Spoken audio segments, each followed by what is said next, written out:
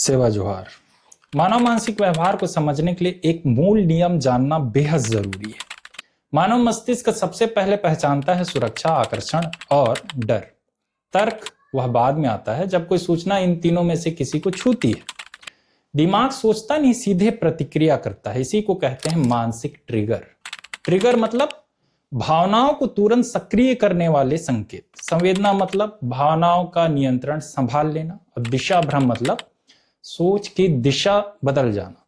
अब इन्हीं में से जुड़े हम 5 केस की स्टडी करके जानेंगे कि ट्रिगर किस तरह से किया जाता है। मार्च 2020 पूरी दुनिया में महामारी फैली।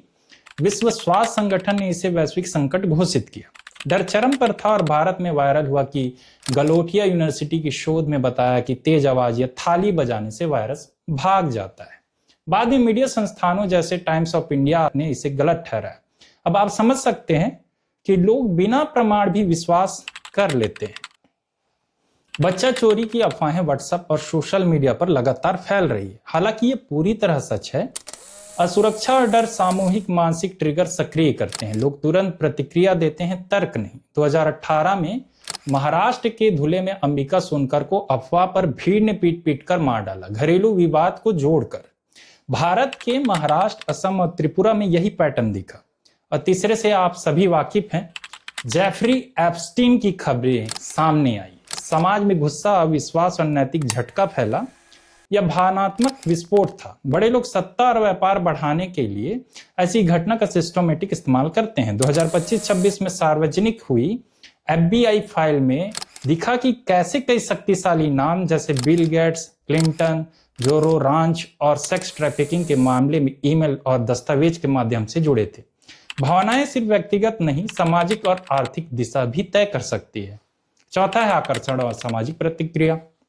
जिम, सोशल मीडिया और सार्वजनिक जगहों पर जब कोई युवती अपनी सुंदरता दिखाती है, लोग तुरंत प्रतिक्रिया देते हैं। तारीफ, फ्लर्ट, दोस्ती का प्रस्ताव, comment, hi beautiful, let's connect. क्यों? क्योंकि डोपामिन सिस्टम एक्टिव होता है। लोग जुड़ना और मान्यता पाना चाहते हैं। और पांचवा है सोशल मीडिया जाल। सोशल मीडिया पर पहले तारीफ, फिर चैट, फिर भावनात्मक जुड़ाव, फिर भरोसा, फिर शोषण या धोखा या भावनात्मक निर्भरता का सुनियोजित उपयोग है। छठवां है वायरस और फेक नैरेटिव। नए वायरस या स्वास्थ्य संकट पर सोशल मीडिया इन्फ्लुएंसर डर फैलाते हैं। यह बहुत घातक है।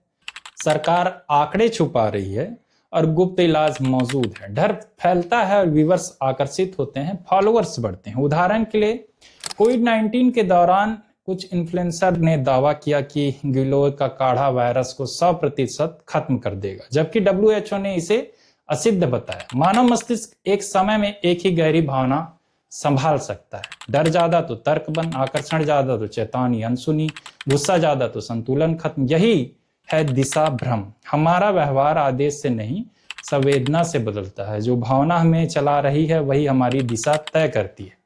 इसलिए सबसे जरूरी है जागरूक रहें। हम क्या महसूस कर रहे हैं और क्यों महसूस कर रहे हैं, क्योंकि भावना सिर्फ अनुभव नहीं, निर्णय की दिशा है। जोहार।